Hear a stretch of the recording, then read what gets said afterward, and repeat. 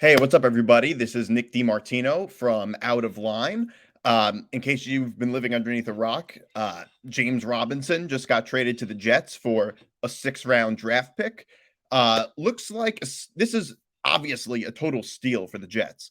The Jets are on the cusp of being a playoff team. They're on the cusp. It's about 50-50 of them being a playoff team. And they just lost their best running back, their top running back, not only their top running back, one of the best running backs in the league, one of the best running backs that the Jets have had in a very long time. And he's out with an ACL tear, and they're right on the cusp. So they really clearly had to make a move. This is obviously a very good move. James Robinson is a very good player. I thought it was a little bizarre, though. I thought it was a little bizarre that the Jets were able to only trade a six-round pick. I mean, the Jets are right now, I can't believe I'm saying this, in a win now moment. So the Jets clearly don't value a six-round pick very much. And the Jaguars did have a lot of leverage, considering the Jets really needed a running back. Not that they had to get James Robinson, but they did have leverage. They could have demanded more than just a six-round pick. So I thought this was really bizarre because James Robinson, up until last week, where he only got one touch for that was negated by a penalty. Up until last week against the Giants, James Robinson had the most carries of any running back on the team. He at least was, for every other game, he was at least tied for the most for the most touches. He was at least tied for the most touches, if not had the most touches. So he was the most targeted. He was the most used running back for the first 6 games of the season, up until the Giants, where they basically didn't use him at all.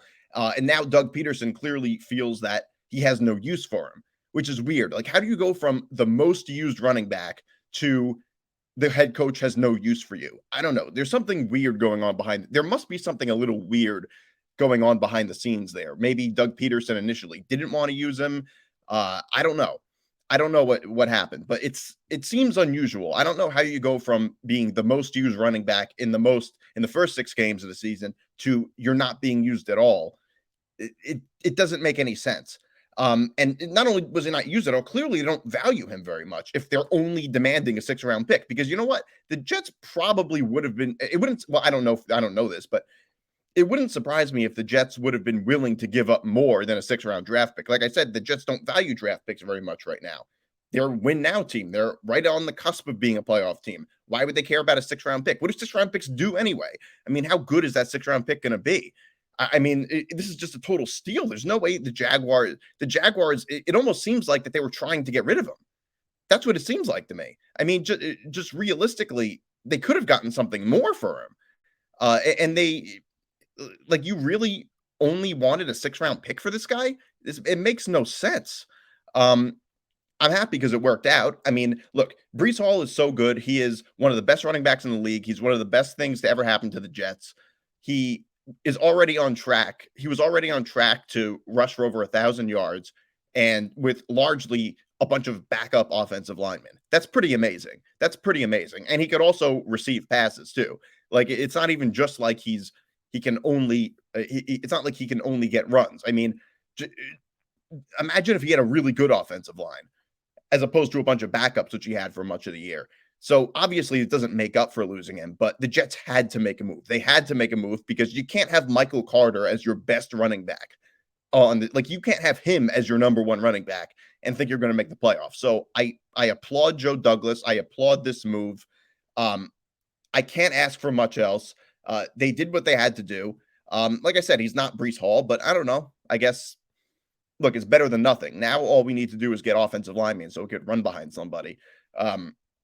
So we'll see. We'll see what we do about the offensive line. But overall, I like this move. I applaud Joe Douglas, and it puts the Jets in a better position than we otherwise would have been in. And that's all that's all I can ask for as a fan. So now all we got to do is prepare for the Patriots next week. And I guess James Robinson can finally get more touches this game. But overall, I'm happy about it. And, I'm really crossing my fingers that this works out for the Jets and we can sneak into the playoffs.